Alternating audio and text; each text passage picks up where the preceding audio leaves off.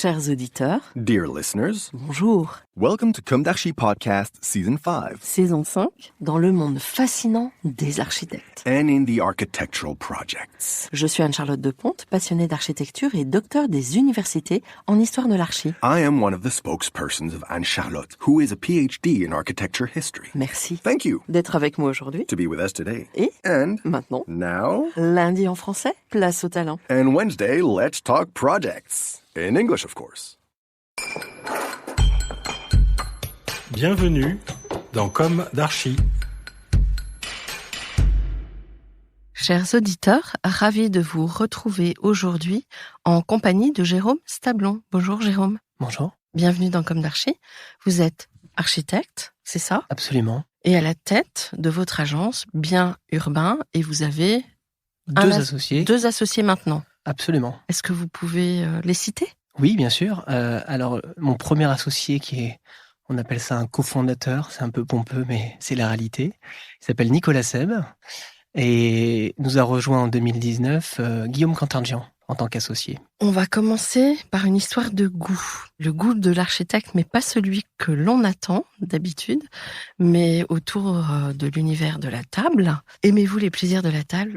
Quels sont vos mets préférés et pouvez-vous évoquer un souvenir gustatif ? Alors, la première question, oui, j'aime les plaisirs de la table, forcément.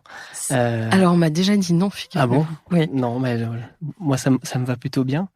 Plus qu'un mets, peut-être des situations qui me plaisent, c'est-à-dire des choses relativement simples et surtout avec des gens, avec des amis, avec de la famille, des contextes plus que véritablement un mets qui pourrait ressortir comme ça.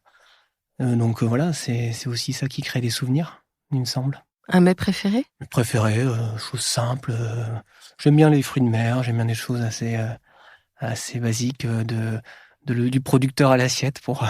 Votre agence est basée à Paris, mais peut-être que vous venez d'ailleurs ? Oui, tout à fait. J'ai un parcours un peu singulier entre guillemets, même si d'autres sont passés par là, mais c'est que j'avais un papa qui était militaire et donc j'ai pas mal voyagé en le suivant tout simplement pour des raisons professionnelles. Mm-hmm.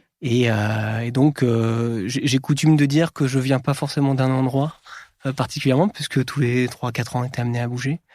Donc en fait, vous avez grandi dans des pays différents ? Alors, pays, non, mais dans des régions de la France différents. Mm-hmm. Je suis né à Orléans, dans le Loiret, puis après, je suis allé à Ajaccio, ensuite, je suis allé à Amiens, ensuite, je suis allé à Fort-de-France, etc., etc. Donc, ça permet de voir pas mal de contextes différents en France. Pas toujours métropolitaine, mais en France. Intéressant. Un souvenir gustatif ? Un souvenir gustatif, peut-être puisqu'on parle de Fort-de-France, les Antilles, ouais, des choses pareilles, toujours un peu liées aux gens, puisque je me souviens des voisines qui nous faisaient goûter des choses assez locales. Donc voilà, toujours autour du fruit, autour de bananes cuites, des choses comme ça. Exotique ? Plutôt exotique, ouais. Épicé ? J'étais pas forcément très tolérant parce que j'étais jeune, mais oui, ça arrive souvent, oui. Bon, alors votre agence, qui se nomme Bien Urbain, Oui.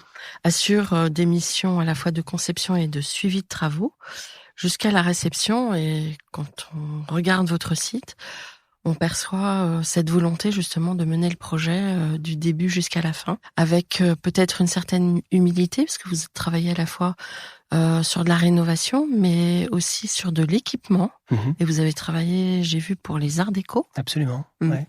Donc vous allez nous raconter tout ça, mais pas, hein. on va revenir à votre parcours, parce que je suis très curieuse. Quel est-il ce parcours ? Quelle a été votre jeunesse ? Vous l'avez déjà un peu évoqué à travers la cuisine. Où s'est ancrée votre envie d'architecture et quelles ont été vos études ? Alors au bout d'un moment quand même, on s'est stabilisé d'une certaine manière.